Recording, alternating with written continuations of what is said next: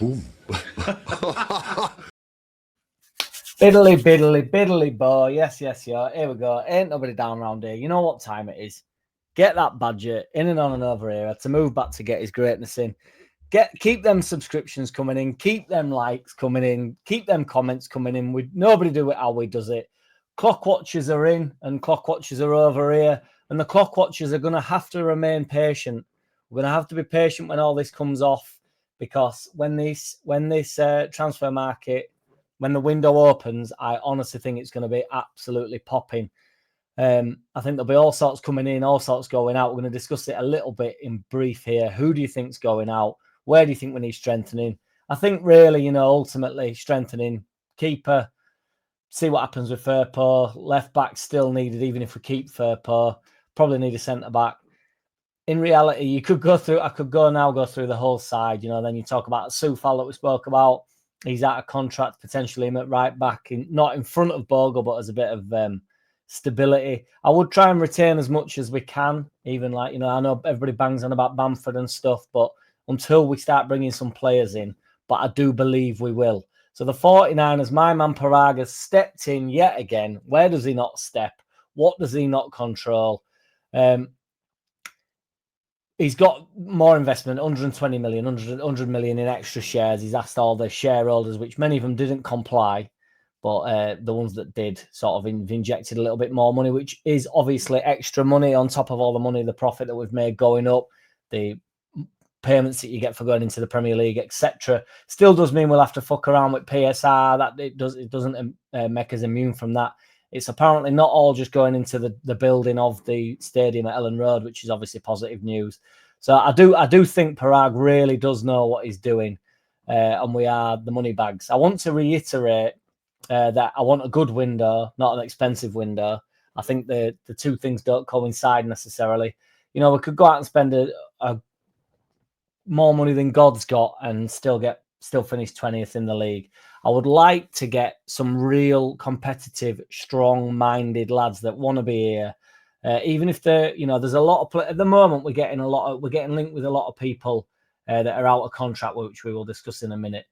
But the reason for that is because I do think the 49ers move like silent assassins, and I do think when we start bringing players in, anybody that we bring in that's maybe at the end of the contract, or I do think it will be as an extra. So I want to put that caveat in, because a lot of these lads are about to talk about it are quite old. I want to mention as well, in terms of the PSR and stuff, they managed to, because we didn't spend any money in January, they've managed to move everything over. Like the sale of Rutter, the sale of Gray, the sale of Somerville will all be like within this year's PSR, I believe. So, the loss will be less due to the fact we've made a bundle of money there. And obviously they didn't spend any money in January, which sent some of us over the edge, but turned out to be the right thing. Whether you thought it was risky or not, it ended up being the right thing to do. I said from the offset that we had enough to get up. The boys just had to pull it out of the bag, and they did. And every time I type in Leeds United, it still says number 1 in the Championship, and I'm riding that out until that all gets reset. There's been some fixtures announced. We're playing in Dublin, which I'm going to actually try and go to, but the flights are going up like there's nobody's business, against AC Milan, I think on the 9th of August. I'm going to try and go with my brothers and my mate, which should be quite fun, I would imagine. AC Milan, I wonder if Don Matteo's there. Bullshit. Boss, we spoke about Callum Wilson the other day, didn't we? I actually think Callum Wilson will be a good sign, and he spoke out saying that he's in an interview saying that he's frustrated that he's not in the starting 11, although he's not he's not angry or mad about the whole thing. It's just a frustration, which it will be. I actually think Callum Wilson's got loads to offer. I know that he's not played a lot of games, and again, but he did say in his quote, "I'm comfortable financially. Thankfully, I'm stable, so that's not an issue." So I think he will literally be looking for some minutes. I wouldn't want to go, as I want to keep reiterating, I wouldn't want to go with him as my lead number 9. However, I think when he does offer things for Newcastle, regardless how many minutes he's played this, even in past few seasons, I think if we can nurture it a little bit and not be overly reliant on it, I would be up for that on a free transfer, because I do think it bolsters. And then, you can look at potentially getting, I think Joseph will probably get moved on to coincide with PSR. Geldart probably get moved on. I know we won't get a lot of money for Geldart, but I do think moving these players around will be. It's going to get wet, windy and wild in it when this transfer market opens in a couple of weeks. It's going to be absolutely bonkers. There's been some talk now. I personally, I don't know where I'm sort of torn with this. So that Costas Tsimikas, however you say his name, left back for Liverpool. Now, I'm that gadget that's going on that we're a big club and we're going to go up there and we're going to be like, competitive and compete. And I don't want to go up with an inferiority complex, but I personally can't see us getting him. I actually think it'd be a pretty decent scalp that. The only reason he can't get in the Liverpool side is because they've got Robertson. Now, Robertson has fallen off a little bit this year, but equally, they have won the league. He's had 18 Prem games, 9 starts, 9 subs, and 29 appearances overall.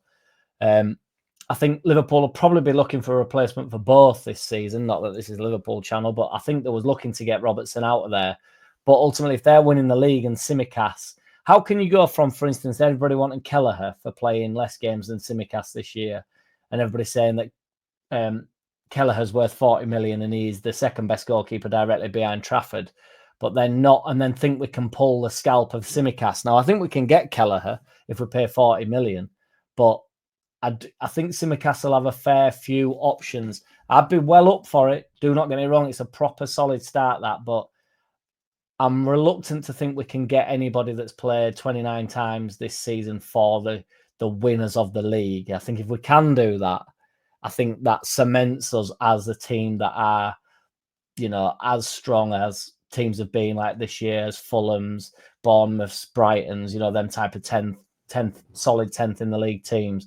I think that instantly cements us into like not messing about. And to be honest, if we kept on that sort of a train, that on that sort of a road, signing players like that would be in a really good, exciting place, wouldn't we? That Decore, he's set to leave Everton. They've come out and said that he's set to leave Everton. He's out of contract. He's 32 as well. But like I say, as you expect, a lot of them that are coming to the end of the contract, they're going to be in the 30s, out the 32, 34. Roma are apparently after him as well, but just so happens that Roma are also owned by the same owners that own Everton. The new Everton owners are owned. They own Roma as well. So what you make of that, you will. Ben Mee is out of contract. He's obviously from Brentford. He's had a decent career. He's 35 though, and that's getting a little bit too far for me. But again, we're getting Gulavogi out at door. And, as much as I like Gulavogi and he's a right smiley character, or seems like a right nice chap, you want players that can actually offer something in terms of minutes as well, can't you? And I know I get stick for this in WhatsApp groups and all over the shop, but Gulavogi is great for the youngsters and all this stuff, but ultimately when we get to the Prem, that also needs to be improved. It kind of makes me laugh when like players like Byram get thrown out at door, like they don't have anything to offer for the younger players, but you'd want Byram to play more minutes, or I certainly would want Byram to play more minutes than Gulavogi would in the Premier League. So it does get to a point where it's like, we've got to upgrade Byram, but Gulavogi can just sit and not even make the bench. Do you know what I mean? It just doesn't make any sense to me. So what are your thoughts on Ben Mee? It's a bit of a step too far. But again, if we're bringing in a few players, we don't know who'll get moved on. You just don't know. You do not know who ends up getting shipped out. Could be some big players moving on, really. You just don't know. I mean, Farke did say, at the end of last season, we're looking at who's in and who's out. So I do think there might be a couple of surprising exits in there. It's just obviously I don't want to go down. I think we're all overall upgraded than what we came up with Bielsa, but we got rid of Alioski and brought Firpo in, and Firpo was nowhere near as good as Alioski at that level. Firpo is a better player than Alioski, and I think he probably would do a far better job in the Premier League now than Alioski did then. But we didn't replace him really, and Alioski was not the best ever left back, was he? Let's have it right. I loved Alioski, and he had some brilliant moments for us. He had a wonderful left foot. But it's an observation.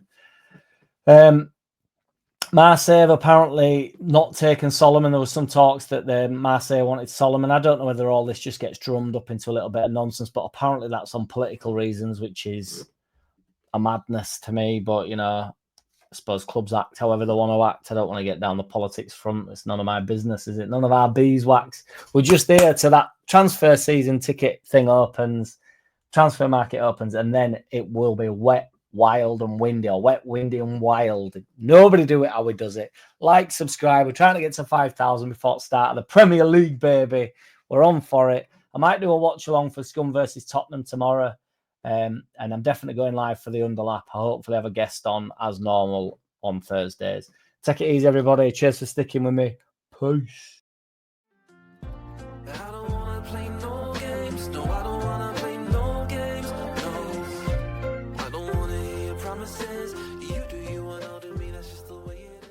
Boom.